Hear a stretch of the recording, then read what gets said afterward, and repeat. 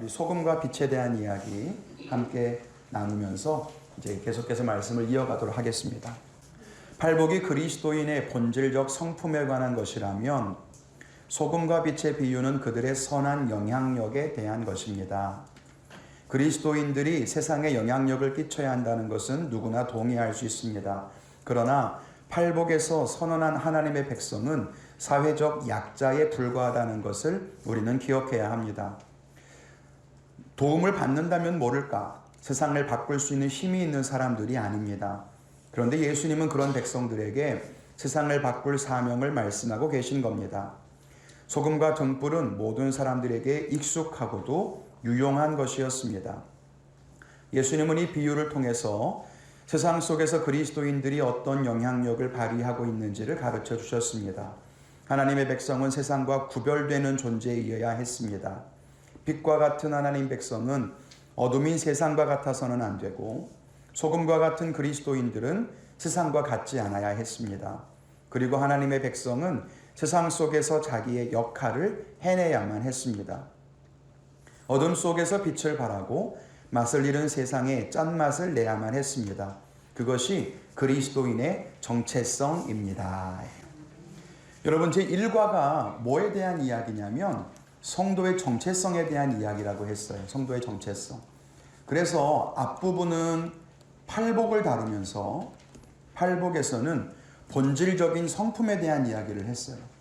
그리스도인들은 가난한 심령을 가진 사람이다. 애통하는 사람이다. 온유한 사람이다. 화평하게 하는 사람이다. 이게 다 본질적 성품이라고 한다면 뒷부분에 나온 이 소금과 빛의 이야기는 그들이 해야 하는 영향력에 대한 이야기예요.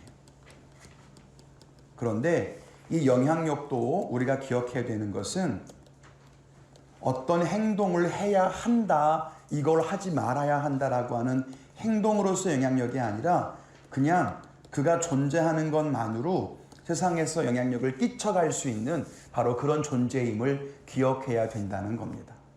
그러니까 소금으로서 살려면 이러저러 해라, 빛으로 살려면 이러저러 해야 한다, 이렇게 말씀하시지 않았고 너희는 세상의 빛이다, 너희는 세상의 소금이다, 그걸 너희가 잊어버리면 안 된다 라고 하는 말씀을 하시는 거예요. 그러니까 여러분, 다시 말씀드리지만 산상수훈은 분명히 우리가 순종하고 따라가고 지켜가야 할 말씀이긴 하지만 우리 어떤 행함을 강조하는 말씀은 아니에요. 왜냐하면 자꾸 제가 이 말씀을 드리는 이유는 이제 잠시 뒤 그리고 다음 주에 본격적으로 등장하게 될 텐데 이 행함을 통해 거룩을 추구했던 바리새인들과 구별되어야 하는 차이가 있기 때문에 자꾸 강조를 드리는 거예요. 이해되시죠? 한번 보겠습니다. 먼저 세상의 소금입니다. 여러분, 소금은요, 지금은 소금을 만드는 기술이 잘 발달해서 굉장히 깨끗한 소금 드실 거예요. 여러분, 김장하실 때도 좋은 데서 소금 이제 얻어다가 이렇게 쓰시잖아요. 그런데 이 당시 옛날의 소금은요, 그렇게 발달된 정연소가 없었기 때문에 우리가 흔히 지금 소금이라고 말하는 그 짠맛 나는 알갱이, 그 염화나트륨 외에 많은 이물질들이 거기에 포함되어 있는 하얀 가루를 그냥 통칭해서 소금이라고 불렀어요. 그러니까 이렇게 소금이 있다면 이 소금 안에는 지금 우리가 이해하고 있는 그 소금 알갱이도 분명히 들어있겠지만 이런 거 말고 나머지 다른 그냥 하얀 물질들도 많이 섞여 있었다는 거예요. 그냥 이렇게 잘 걸러지지 않은 그 상태. 그러니까 여러분, 그냥 이거 딱 먹으면 이 소금 염화나트륨 때문에 분명히 짠맛은 느껴졌을 거예요. 그렇지만 그게 진짜 지금처럼 100% 순도가 있는 그런 소금은 아니고 섞여 있는 그런 물질, 좀 이제 그런 소금이라고 이해하시면 좋겠습니다. 그러니까 이 짠맛이 다 빠져.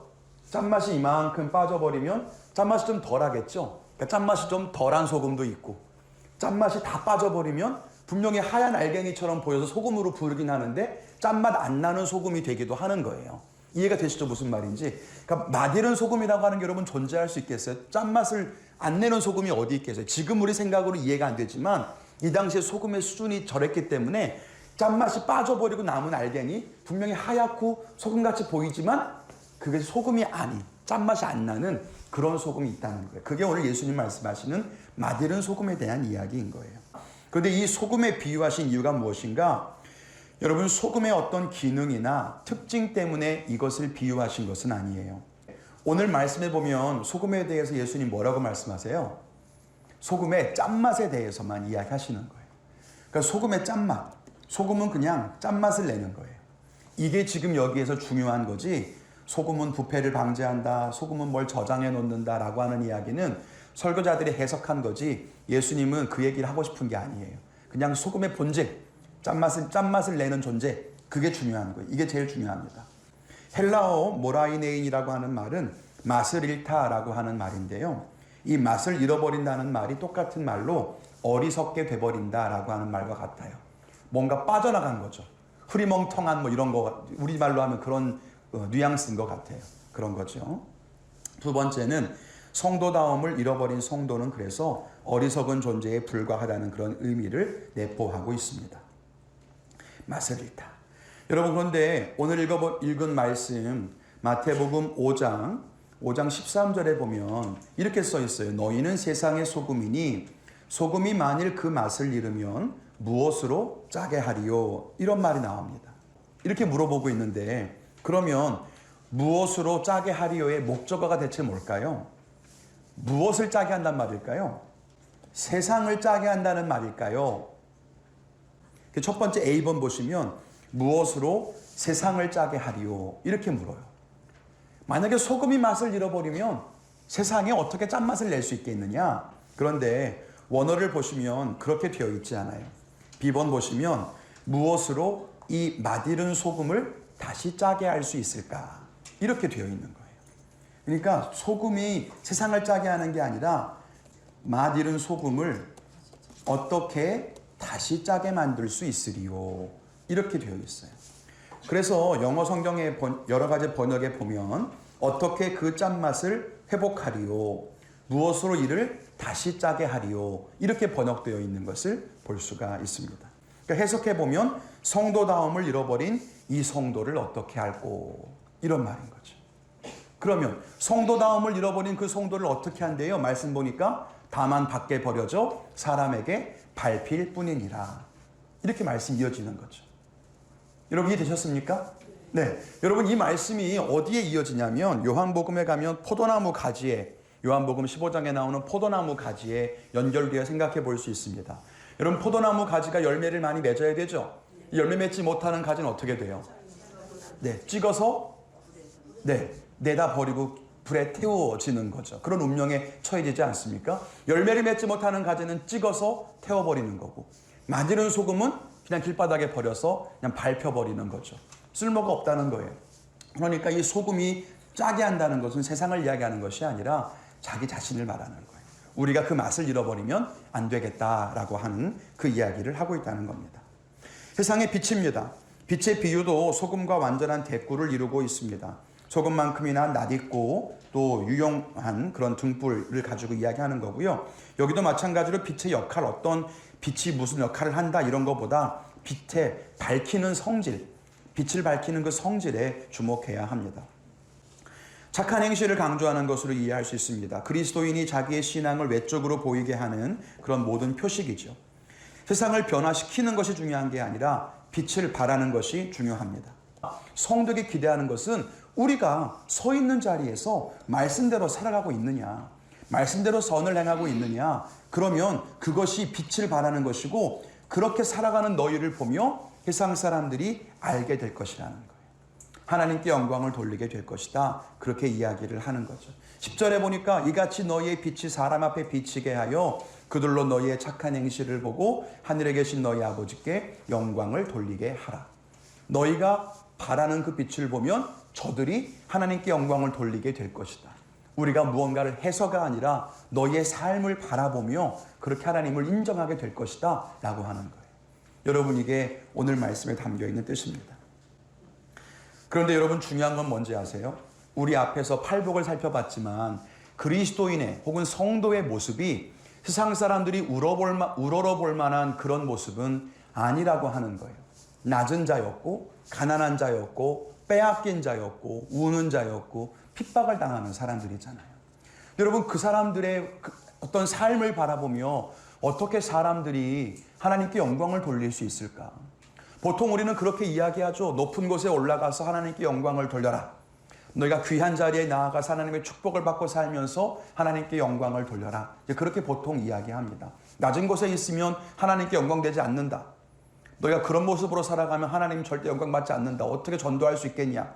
너희의 그런 모습 바라보면서 사람들이 하나님 믿고 싶겠냐? 이렇게까지 이야기를 하는 것을 봅니다. 그런데 여러분, 과연 그렇겠는가? 여러분, 이 빛과 소금의 역할을 보면서 우리가 기억해야 되는 것은 이런 거예요. 등불이 빛을 비추고 있어요. 그 빛이 너무 환한 걸 본 거예요. 그 사람들이 빛을 보면서 너무 놀랐어요. 와, 아니 어떤 존재길래 이렇게 환한 빛을 비추고 있는 건가? 그 빛에 감탄하는 사람들이 이제 그 빛을 내는 등불을 바라봐요. 그 등불이 대단한 거였을까요? 아니란 말이에요. 아주 허름하고 보잘것없는 초롱불 같은 그런 등불 하나였는데 환한 빛을 발하는 것을 보게 되는 거죠. 굉장한 존재가 아닌데도 빛을 발하는구나 라고 하는 걸 바라보면서 그 등불의 왜소함과 그 등불의 작음을 바라보는 사람들이 빛의 찬란함을 바라보면서 사람들이 그 마음에 새로운 깨달음을 얻게 되는 거예요. 심령에 상한 촛대, 울고 있는 등대, 아무것도 아닌 것 같은 핍박받는 초 하나가 어떻게 그런 빛을 발할 수 있는가를 알게 되면서 사람들은 등불을 바라보지 않고 촛대를 바라보지 않고 등대를 바라보지 않고 빛의 영광을 바라볼 수 있게 된다는 거예요. 등대가 화려하고 촛대가 너무 크고 등대가 굉장히 높이 서 있으니까 높이 서 있으니까 빛을 발하는 거겠지. 저렇게 잘 짜여진, 잘 만들어진 등불이니까 빛을 저렇게 발하는 거겠지 라고 등불을 바라보는 게 아니고, 아니 어떻게 저런 삶이 저런 빛을 낼 수가 있을까? 아니 어떻게 저렇게 작은 사람들이, 저렇게 약한 사람들이 그런 맛을 낼 수 있을까? 라고 이 사람들이 인정하게 되는 데에는 하나님의 영광과 너무나 다른 성도의 삶이 함께 있어야 된다는 것을 말하는 거예요. 그러므로 여러분, 우리가 높아지느냐 낮아지느냐, 우리가 큰 사람이냐 작은 사람이냐, 우리가 많이 가지느냐 적게 가지느냐가 중요한 게 아니에요. 그 자리에서 우리가 어떤 모습으로 이 말씀대로 살아가고 있느냐, 소금의 맛을 내고 있느냐, 빛을 발하고 있느냐가 중요한 거예요. 내가 상한 심령이어도 빛을 발하고 있으면 나는 하나님께 영광 돌리는 등불이 되겠지만, 내가 아무리 견고하고 높게 서 있는 등대라 하더라도 빛을 발하지 못하는 성품적인 본질을 잃어버리면 하나님께 영광 될 수 없는 거예요. 우리가 여러분 깨끗한 소금인 게 중요합니까? 짠맛을 내는 소금이 중요하다는 거예요. 내가 깨끗하고 하얗고 정말 너무 순수한 그런 모습처럼 보이는 게 중요한 게 아니에요. 그게 보였는데 먹어보니까 짠맛이 안 나. 여러분, 그건 올바른 성도의 모습이 아니라는 거예요. 와, 이 사람 참 깨끗해 보인다. 이 사람 참 좋아 보인다. 저 사람 참 행복해 보인다가 중요한 게 아니라 성도의 맛을 낼 수 있느냐, 그게 정말 중요하다는 거죠. 그래서 여러분, 이 영향력에서는 앞에 팔복에 대한 이야기를 하며 그렇게 낮은 우리의 삶을 하나님께서 너희가 복되다, 너희가 복되다, 너희가 복되다 말씀하신 이후에 너희는 소금인 걸 기억해야 된다. 너희는 빛인 걸 기억해야 된다. 너희가 작기 때문에 빛이 될 수 없는 게 아니다. 너희가 빼앗겼기 때문에 짠맛을 잃어버린 게 아니다. 오히려 너희가 잃어버리지 않아야 되는 것이 있으니 맛을 잃지 말고 빛을 잃지 말아라. 이렇게 말씀을 하시는 거죠. 여러분의 성도님들이 이 그리스도인의 본질에 대해서 다시 한번 생각해 볼 수 있기를 주님의 이름으로 축원을 드립니다.